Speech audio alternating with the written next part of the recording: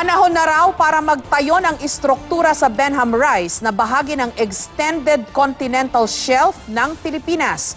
Ayon kay Defense Secretary Delfin Lorenzana, ito'y para maipakitang pag-aari ito ng Pilipinas. Matapos ang iligal na pagpasok dito ng China.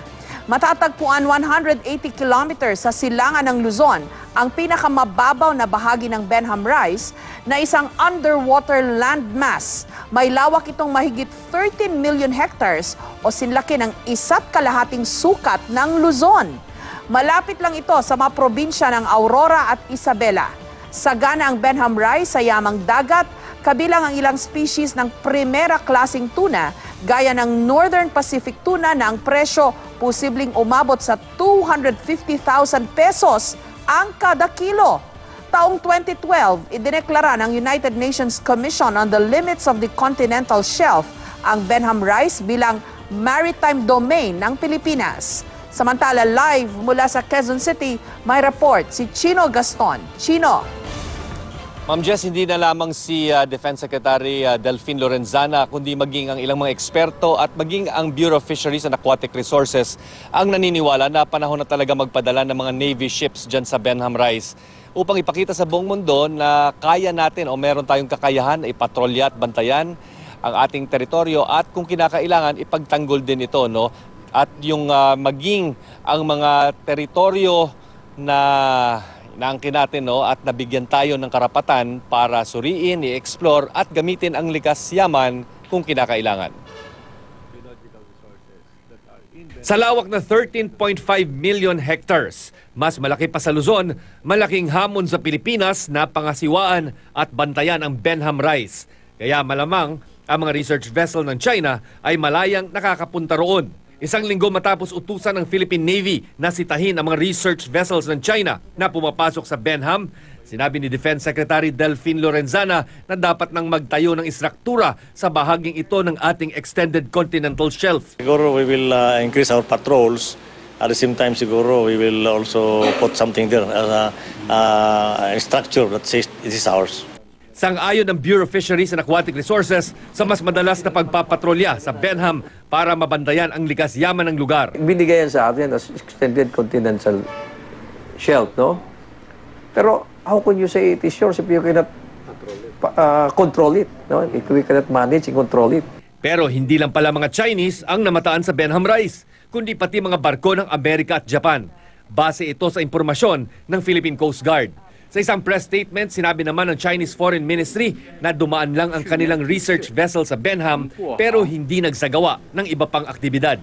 Duda rito, si Secretary Lorenzana. Alam mo naman yung Passage, isang from point A to point B, dire-diretso lang yan at constant yung steaming speed. Eh yung nakita natin yung kanilang survey ship, napakabagal eh.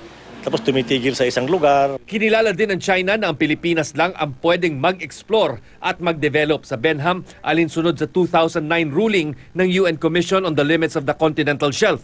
Pero hindi raw pwedeng angkinin itong teritoryo ng Pilipinas at dapat ay pwede pa rin daw dumaan doon dahil sa principle ng freedom of navigation. Binatikos din ng China ang nilay mga maling impormasyong ipinakakalat ng ilang individual. Para kay dating National Security Advisor Roy Logoles, kung mauuwi man sa komprontasyon ang pagsita ng Pilipinas sa mga Chinese ship sa Benham Rise, pwede na raw gamitin ang Mutual Defense Treaty ng Pilipinas sa Amerika. Benham Rise is our territory. It is recognized by the United Nations. So if that is the case, if something happens in Benham Rise, we can invoke that is a violation of our territory, that is an attack on the territory of the Philippines.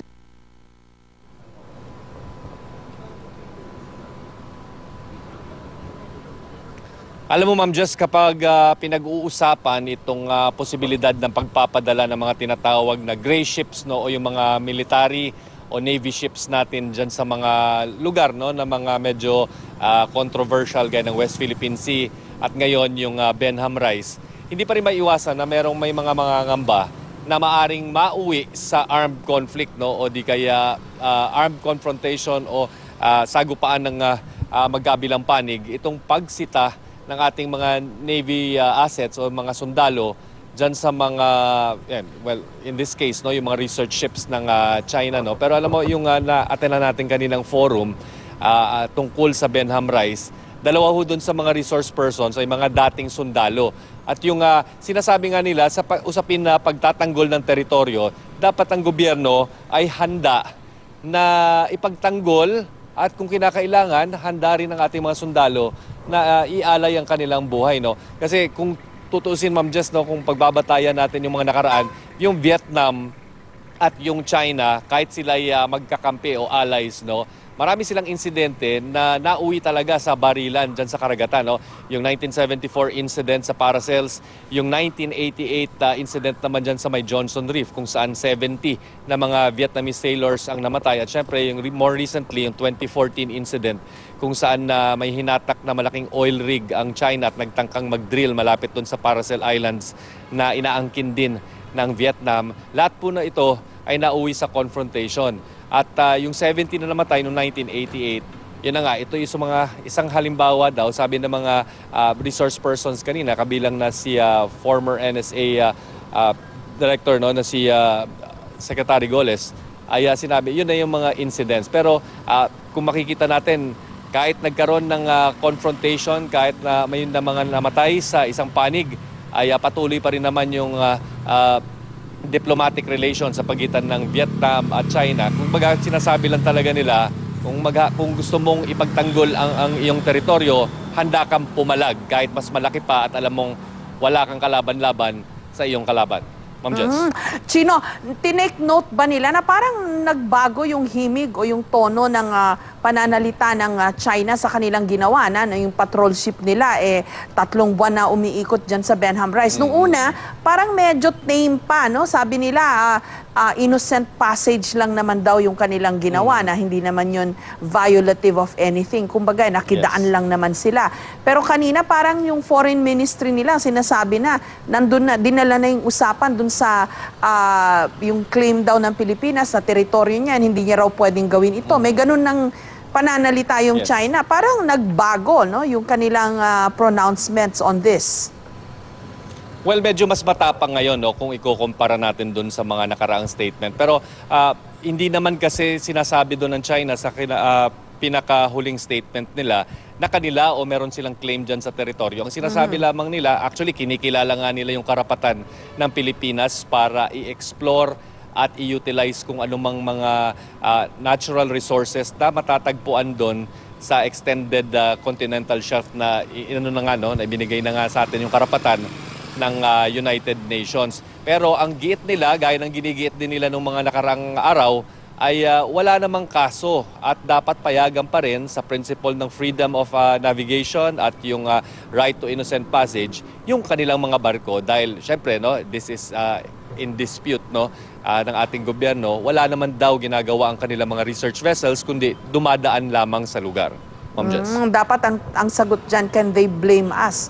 'Di ba? Kasi ganun din yung una yung ginawa nila sa South China Sea. Parang wala lang, yung pala, yun, nagising na lang tayo, may mga artificial islands na doon. Maraming salamat sa iyo, Chino Gaston.